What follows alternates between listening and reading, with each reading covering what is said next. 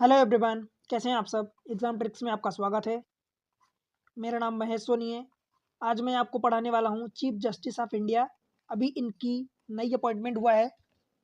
देखो, ये एक स्टैटिक टॉपिक है। आप जानते हो कि chief justice of India CJI अथवा चीफ जस्टिस ऑफ, इनको सुप्रीम कोर्ट भी बोलते हैं, बिकॉज सुप्रीम कोर्ट जो होता है और एक हाई कोर्ट होता है। सुप्रीम कोर्ट हमारा इंडिया लेवल पर होता है,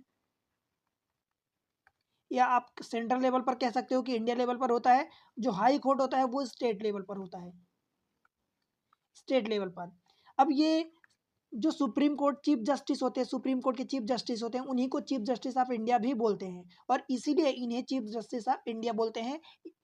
ये चैप्टर अपने आप में इंपॉर्टेंट होता है भाई। यहाँ से क्वेश्चन कई बार आते हैं। देखो, अभी हम इनके बारे में क्यों बात कर रहे हैं, बिकॉज जो चीफ जस्टिस सूर्यकांत हैं, हमारे चीफ जस्टिस, नए चीफ जस्टिस सूर्यकांत हैं, वो 53rd चीफ जस्टिस बने हैं, चीफ जस्टिस ऑफ इंडिया 24 नवंबर 2025 को। ठीक है। फॉलोइंग रिटायरमेंट किनका हुआ है? अभी हमारे रिसेंट जो रिटायर हुए हैं वो B.R. गवई हैं। B.R. गवई हमारे 52nd चीफ जस्टिस थे। अब 53rd जो चीफ जस्टिस है सूर्यकांत, ये बने हैं हमारे। और इनका जो टेन्यूर जाने वाला है वो अंटिल 9 फरवरी 2027 तक, 9 फरवरी 2027 तक जाने वाला है। और अभी रिसेंट की बात करी जाए तो ये longer chief justice of India tenure in the recent year, right. और ये रहे हमारे चीफ जस्टिस, जो 53rd चीफ जस्टिस हैं, सूर्यकांत जी। ठीक है। देखो, मैं आपको एक बात बता रहा हूं कि भाई ये नाम ध्यान रखना, सूर्यकांत। सूर्यकांत, पहले तो आप ये ध्यान रखोगे, दूसरा ये ध्यान रखोगे कि ये हमारे 53rd चीफ जस्टिस हैं। ठीक है। चीफ जस्टिस ऑफ इंडिया बनने वाले हैं। और अगर याद रख सको तो ये 9 फरवरी 2027 तक याद रख लेना, अगर याद रख सको तो। ये नाम ध्यान रखना है और ये 53rd याद रखना है। बिकॉज जो छोटे एग्जाम्स होते हैं जहां पर सिंगल लाइन के या एक बस स्टेटमेंट के फॉर्म में क्वेश्चन पूछा जाता है, डायरेक्ट आपसे नाम पूछ लिया जाएगा, ये कौन से नंबर के चीफ जस्टिस बने, ये पूछ लिया जाएगा। ठीक है। और देखते हैं इनके बारे में कुछ खास चीजें, कि हमारा जो 53rd चीफ जस्टिस, इनके बारे में कुछ और जान लेते हैं। देखो, what is the office of chief justice, इनकी ऑफिस का क्या है। तो सीजेआई यानी चीफ जस्टिस जो है वो head of the Indian judiciary होते हैं एंड प्रिसाइडिंग जज of the supreme court of India. समझ आया। देखो, पहली बात तो ये कि ये इंडिया लेवल पर होते हैं। तो इंडिया लेवल पर होते हैं तो ये हमारी हेड ऑफ द जुडिशरी होंगे। इसमें कोई बात नहीं, कोई शंका नहीं है कि इंडियन जुडिशरी के हेड होंगे, इंडियन जुडिशरी के हेड होंगे, इसमें तो कोई प्रॉब्लम नहीं है। सेकंड चीज ये कि प्रिसाइडिंग जज of the supreme court of India. भाई, आप समझो कि सुप्रीम कोर्ट सबसे टॉप पर होता है, उसके नीचे हाई कोर्ट होता है, और उसके बाद डिस्ट्रिक्ट कोर्ट, बहुत सारे और कोर्ट होते हैं बिलो दे, ठीक है, लोअर लेवल पर। परंतु चीफ जस्टिस सुप्रीम कोर्ट, आप सोचो कि सुप्रीम कोर्ट अपने आप में सबसे बड़ा होता है इंडिया लेवल पर। ठीक है। और उसका भी अगर कोई चीफ हो गया, उसका भी अगर सुप्रीम कोर्ट का भी कोई चीफ हो गया तो वो क्या होगा भाई, सबसे बड़ा होगा जजमेंट के मामले में, और उसका निर्णय सब जगह वैलिड होगा। ठीक है। तो ये होता है प्रिसाइडिंग जज of the supreme court of India and head of the Indian judiciary. कौन? चीफ जस्टिस ऑफ इंडिया या chief justice of supreme court, जो अभी हमारे नए चीफ जस्टिस बने हैं, सूर्यकांत जी, राइट। अब देखो, office flow from article 124 class 1 which establish supreme court consisting of chief justice and other जज। मतलब जो बात करें कि हमारी जो आर्टिकल 124 है क्लास सब 1, ये पॉलिटी की बात हो रही है, इसमें से हमारे सुप्रीम कोर्ट में चीफ जस्टिस होंगे एंड अदर जो जजेस होते हैं वो होंगे। ठीक है भाई, मतलब इनका कॉम्बिनेशन होगा। अब ये कितने होते हैं ये भी आपको ध्यान रखना है, कि हमारे 33 समथिंग है, वो आप चेक करके मुझे कमेंट सेक्शन में बताओगे। ठीक है।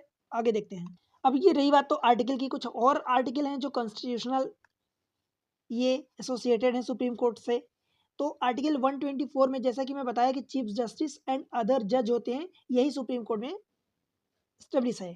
Established supreme court of India CJI and other जज। जो आर्टिकल 124 क्लॉज 2 होगा, उसमें including CJI appointed by president bye warrant under his hand and seal after consultation.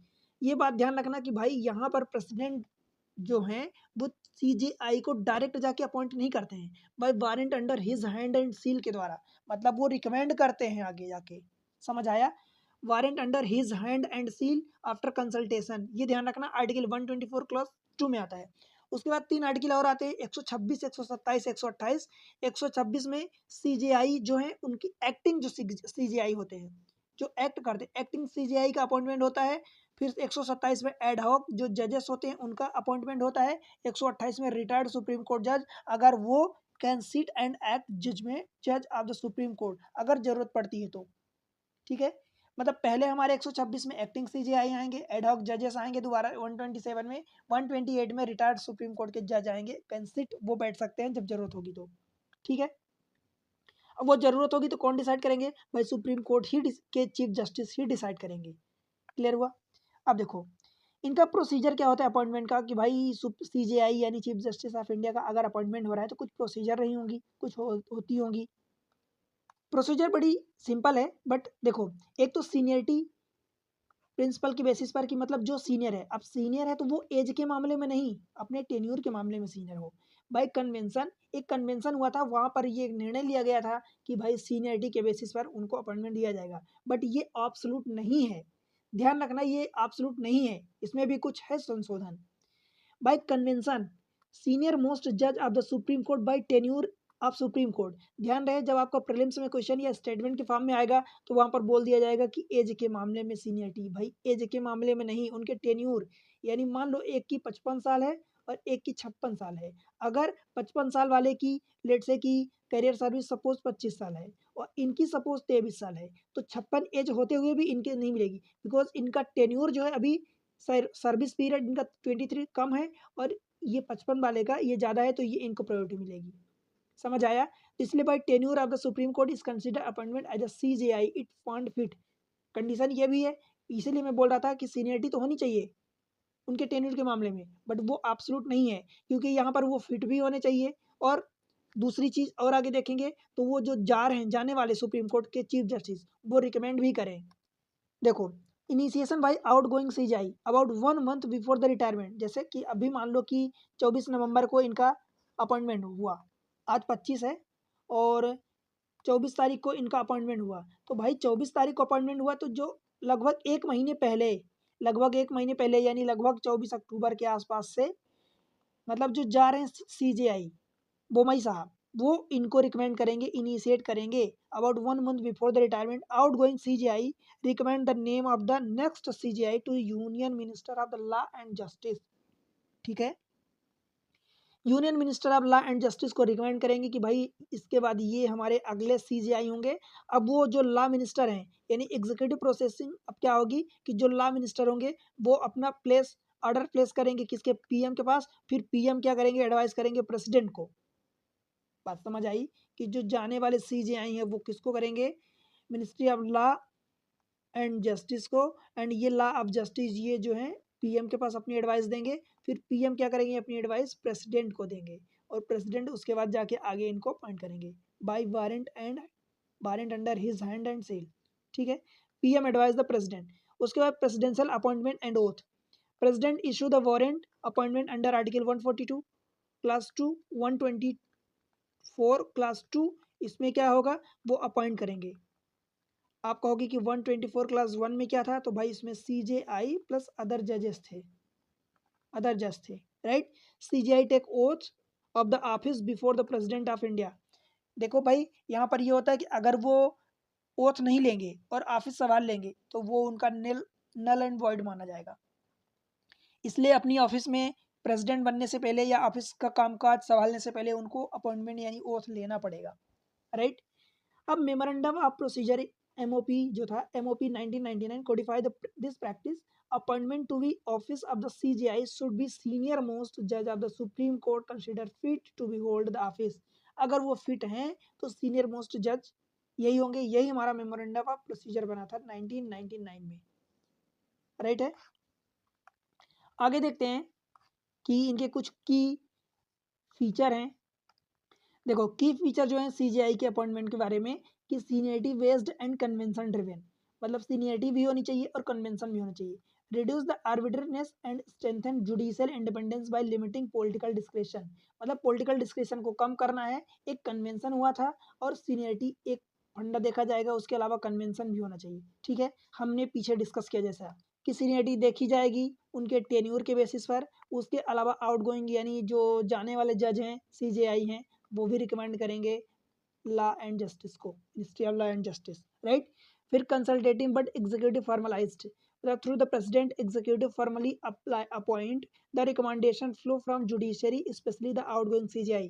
मतलब वही बात हो गई कि जो CJI हैं वो किसको रिकमेंड करेंगे भाई, जो CJI हैं कौन, आउटगोइंग, आउटगोइंग CJI जो हैं वो रिकमेंड करेंगे ministry of law and justice को, एंड ये रिकमेंड करेंगे फिर PM के पास अपनी फाइल पहुंचाएंगे, देन PM जो है एडवाइस करेंगे प्रेसिडेंट को,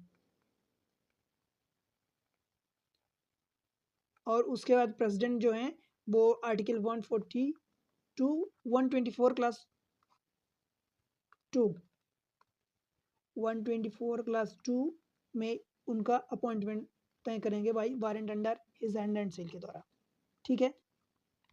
लिंक्ड टू कोलेजियम सिस्टम, भाई ये इंपॉर्टेंट होता है, कोलेजियम सिस्टम क्या है।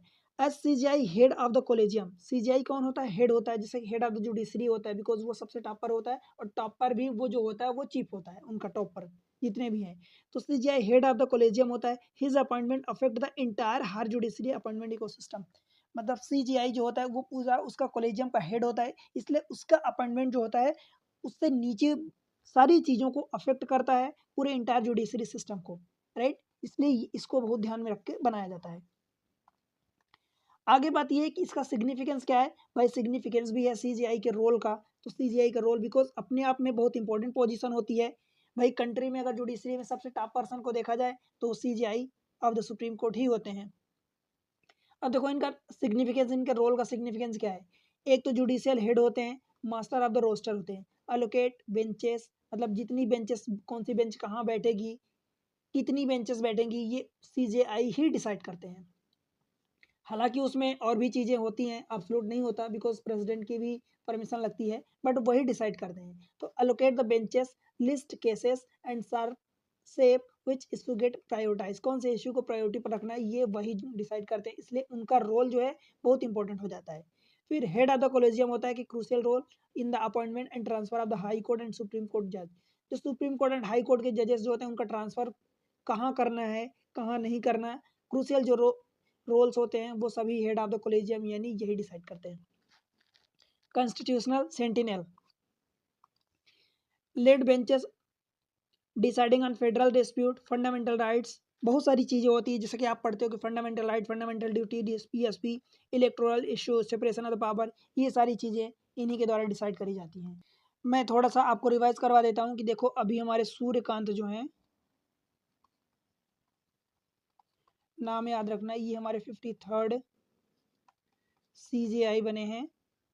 52nd अगर आपसे पूछा जाए तो वो कौन है, गवई, गवई।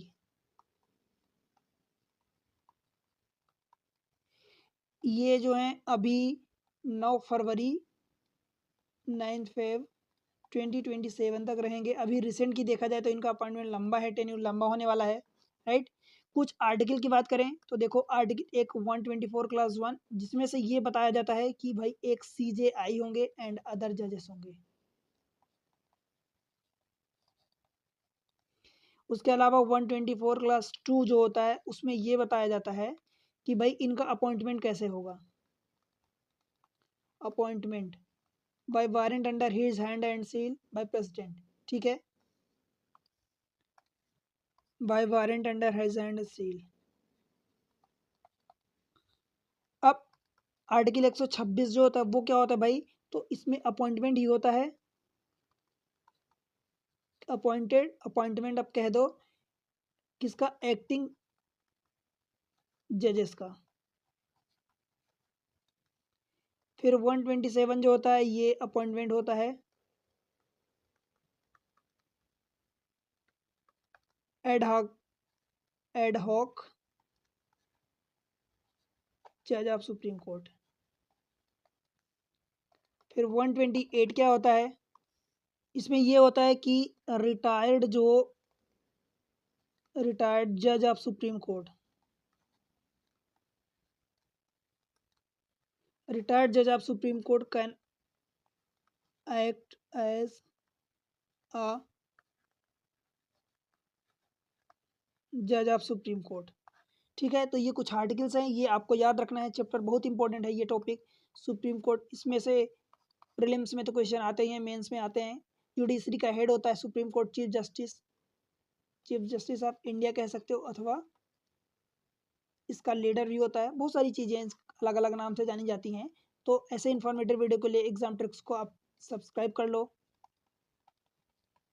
चैनल को सब्सक्राइब कर लो, वीडियो को लाइक करके आगे बढ़ा दो, शेयर कर दो। मिलते हैं किसी अगले लेक्चर में किसी इंपॉर्टेंट टॉपिक के साथ। तब तक के लिए पढ़ते रहो, बढ़ते रहो, बाय बाय।